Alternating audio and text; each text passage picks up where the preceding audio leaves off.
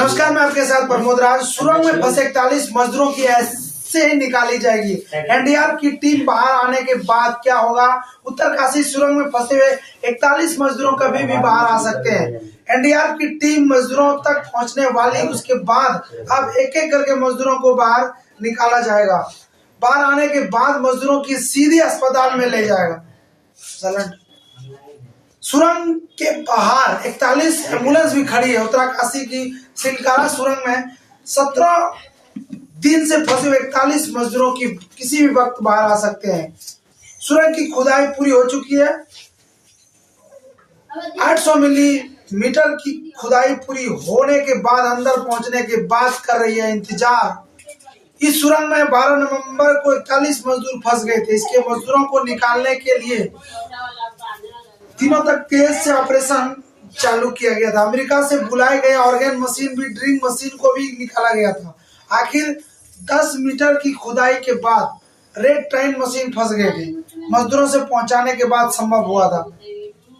एलटीएटेड की team leader Chris Cooper ने मानना है कि आज शाम तक 5:30 बजे मजदूरों को सुरंग से बाहर निकालने का प्रयास जारी रहेगा।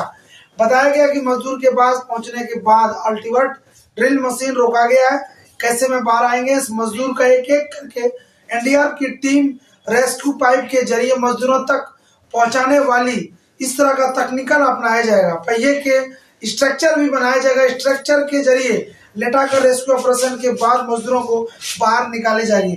उत्तरकाशी टर्मिनल रेस्क्यू कैसे टर्मिनल के 41 मजदूरों के बाद 17 दिन से पहले पूरी मजदूर को फंसे गए हैं। उसके बाद मजदूर को तनाव मुक्त रखने के लिए बाहर से लोगों को प्रशासन में कई तरीकों से अपनाए गए हैं। मजदूरों को टाइम पास करने के लिए, व्यस्त रखने के लिए लूडो, ताश, शतरंज सुरंग के अंदर भेजा गया है।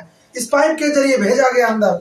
और मैं बता दूं कि टनल में बीते गए 17 दिनों तक चल रहे खुदाई अब पूरी हो चुकी है। थोड़ी देर के बाद ही बाहर निकालने का प्रक्रिया शुरू कर दी गई है।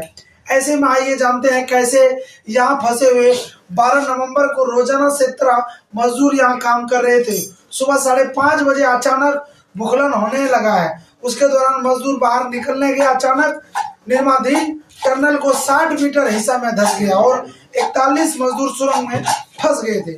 फंसने के बाद लगभग 17 दिनों तक चल रहे थे उस प्रक्रिया को लेकर। फंसे हुए मजदूरों को लेकर 2340 मीटर का हिस्सा तैयार हो चुका था। इसी हिस्सों में भूस्खलन के बाद पहाड़ को मलबा 200 मीटर की दूरी तक गिरा हुआ था। मलबा को करीब 60 मीटर लंबाई, यानी मजदूर 260 मीटर के ऊपर फंसे हुए मजदूरों को पीछे मूव करने की तैयारी की गई थी। और किलोमीटर का बता दूं कि 50 फीट की चौड़ाई और 2 किलोमीटर लंबाई तक मूव कर सकते थे।